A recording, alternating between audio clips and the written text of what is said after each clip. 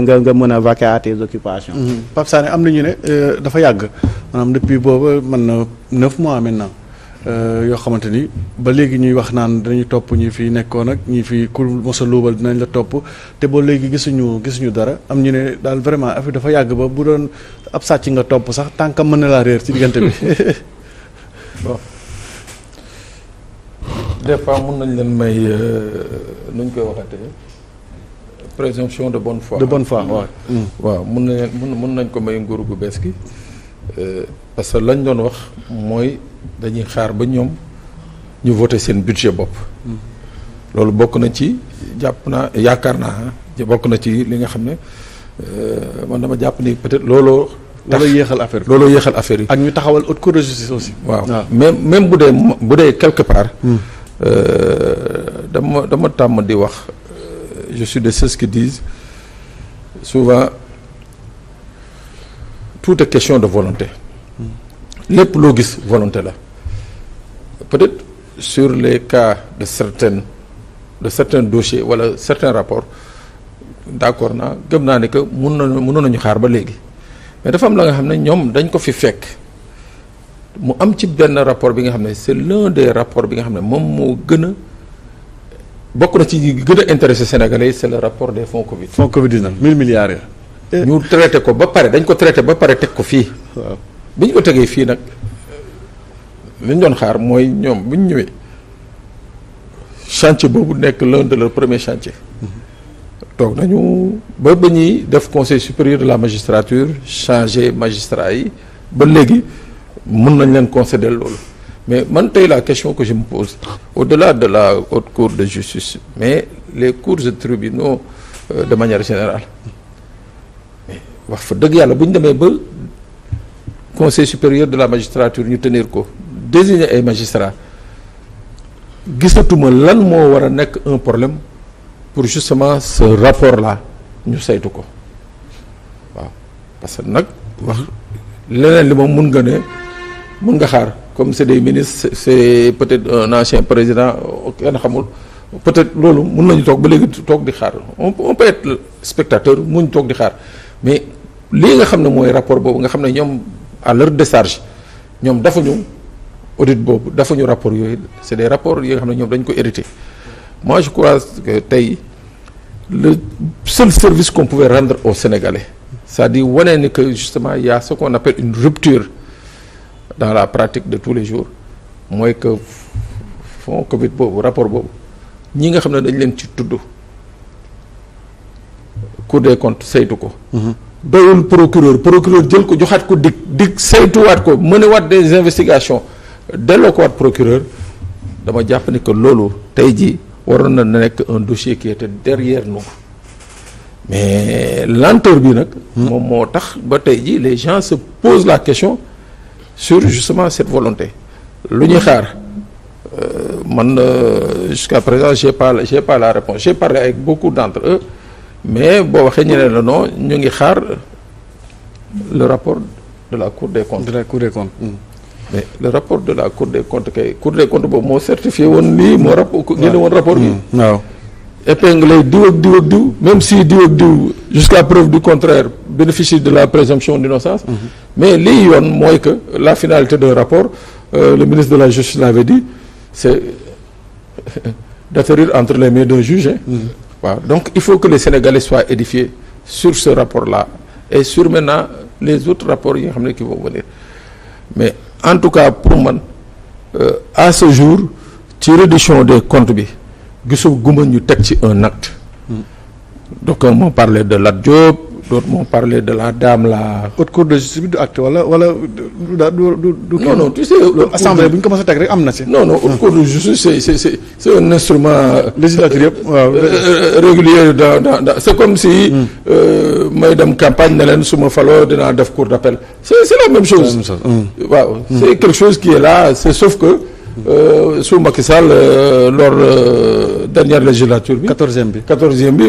c'est Macky Sall qui nous a justement mis devant le fait accompli en décidant de ne pas enfin pas Macky Sall la législature. La législature oui. a décidé de ne pas installer une haute cour de justice. Mais loolu c'est un fait anodin quoi c'est-à-dire bu ñu toogee sax di ko wax à la limite c'est un peu insulter l'intelligence des Sénégalais. Mais haute cour de justice ou pas je crois qu'il y a des rapports qui sont là et ces rapports ont épinglé des gens. Il y a ce qu'on appelle des corps de contrôle yi nga xam ne grassement payés par le contribuable sénégalais yu def un travail et il faut les saluer ces corps de contrôle. Parce que ci conditions yi nga xam ne nañ ko doon def jamono yooyu il n'était pas évident qu'ils rendent un tel produit bi génn na nag mais il faut que ñun qu'on sache un peu Pape Sané mii ñu tuddoon effectivement moo lekk 400 millions yi moo jënd piqûre yi benn seringue à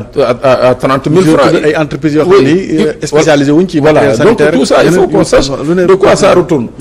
et tey y a mu ngi tudd le TGI de Dakar y a le parquet financier donc y a le pôle financier plutôt donc amoon mën daal gisatuma benn lay bi nga xam ne mën nañ ko servir Sénégalais yi su lu dul aller vers le déclenchement des poursuites. Maintenant ñi nga xam ne defuñu dara ils rentrent chez eux ñuy def nag yoon xam lu mu leen di daal teg leen ko quoi. Demba Seydi reddition des comptes ndax yaakaar nga ne dina mujj ci bon ni ñu ko bëggee maanaam mbaa duñ dellu ca la fi daan am rek c'est-à-dire gis nañ fi kaw CREI yi ba tey mënoo gis wala waxuñ ñu daal ne lii lañ teg loxo ci ne lii lañ fi jëlee à part jàpp ay nit tëj est-ce que duñ mujj foofu nga fa wala. waaw xam nga reddition des comptes bi nga xamante ne moom la régime bu bees bi diggee woon buñ ko deful il y va aussi de leur crédibilité de leur légitimité. moo tax man ma am ci yaakaar ba tey parce que nag boo xoolee ci bokk na si li ñu gënoon a jaay sénégalais yi que ñun buñ ñëwee dinañ jubbanti. déjà dafa am jubbanti bu nekk sax ci slogan. c'est ça exactement donc déjà loolu mooy slogan général bi nga xamante ne moom mooy porter seen régime. Ensuite avant ñoom ñuy falu ñun bokk nañu ak ñoom combat yu bëri yi nga xamante ne dañ doon dénoncer effectivement genre fait yi nga xamante ne moom la ñuy tudd fii tey jii. mais excuse yi ma leen di accorder pour le moment mooy que ni bu leen fàtte ni ñoom. novembre bii la ñuy door a jot assemblée nationale décembre la assemblée nationale boobu commencé fonctionner te assemblée nationale boobu bu mu commencé fonctionner ñetti mbir moo gënoon nekk seeni soxla mooy loi de finance rectificative bi ak loi de finance bu bees bi. beneen bi mooy diggante 2 avril 2024. ba septembre 2024 l'assemblée nationale était vacante. yeneen députés yi fi nekkoon kenn ñëwul. bu ñu ñëwee indi yeneen débat yu bees ci biir assemblée nationale bi sachant que. ils étaient majoritaires le régime précédent était majoritaire. lépp la ñu dàqal donc l'Assemblée n'a pas pu se réunir pour pouvoir travailler correctement. loolu indi woon président Diomaye dissoudre assemblée bi pour mu mën a am assemblée bu bees. installé nañ cour de justice ils vont se réunir le 8 c'est dans 2 jours je crois. Dans 2 jours, oui. Voilà ils vont se réunir et bien sûr installer tous les membres su ko defee ñu commencer. le mercredi. parce que nag li ci xaw a compliqué mooy droit ak loi dafa laaj procédure. loo faussé ci procédure bi rek day annuler tout li nga xamante ne moom nga engagé ci xeex. te xeex bi compliqué boo xam ne doo leen ci may benn erreur de procédure parce que nag Macky Sall lu ko gënoon sonal yàqamte bëgg lijjanti yenn compte règlement de compte yi. ba dugg ci ay erreur de procédure yi tax amu ci résultat yi mu doon xaar alors bokk na ci tey jii bu fekkente ne da nga épingler benn DAGE. parce que effectivement le rapport est disponible mais le rapport ba tey c'est un rapport boo xam ne ay éléments de charge lay teg mais ba tey nit ki bu jàkkaarloo ak procureur il faut que mu am possibilité de contradiction naan ko lii defuma ko et cetera donc wala mu justifier fait yi nga xamante ne moom lañ koy incriminé ci loolu donc bu fekkente ne tey jii benn DAGE incriminé nañ ko mën naa noonu ministre ma santoon te ministre bi mënoo ko topp pour le moment tant que amoo cour de justice haute cour de justice après da ngay bloqué donc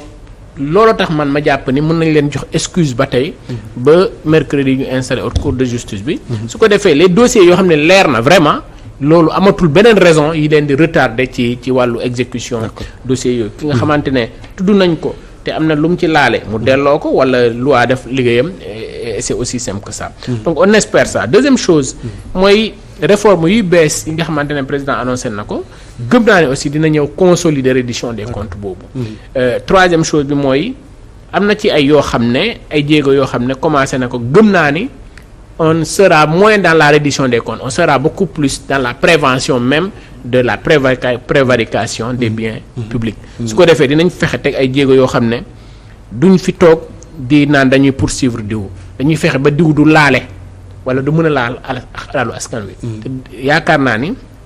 loolu sax moo ëpp solo que ñuy continuer di nekk ci logique boo xam ne koo fi poursuivre ñu naan la règlement de compte la et cetera et cetera. voilà donc bu ñu defee loolu daal dinañ mën a arranger sénégalais yu bëri coow li wàññeeku. d'accord Omar ci reddition des comptes après ñu def benn tàggatoo ku nekk joxe sa dernier mot reddition des comptes. waaw